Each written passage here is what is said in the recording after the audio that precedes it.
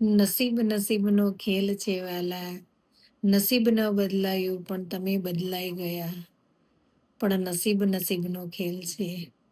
આ વાક્યની સુંદર રચનાની અંદર સરસ મજાનું સમજવા જેવું છે કે ક્યારેક આપણે નસીબને દોષ આપતા હોઈએ છીએ કે નસીબ બદલાઈ ગયું, પણ ખરેખર નસીબ કરતા પણ જો કોઈ સર્વશ્રેષ્ઠ માનવતામાં હોય ને તો માણસ બદલાઈ ગયો.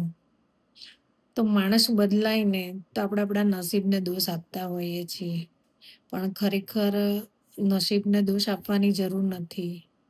માણસ બદલાય છે ને તમે એને નથી ઓળખી શકતા. તો તમે એને નથી ઓળખી શકતા એ એ જીવનમાં માણસને તમે જીવનમાં તમે નહીં, કોઈ એક્સ વાય ઝેડ હું પણ નથી ઓળખી શકવાની કે તમે પણ નથી ઓળખી શકવાના. તો પછી આપણે નસીબ ઉપર છોડી દેતા હોય છે કે નસીબમાં લખ્યું તું.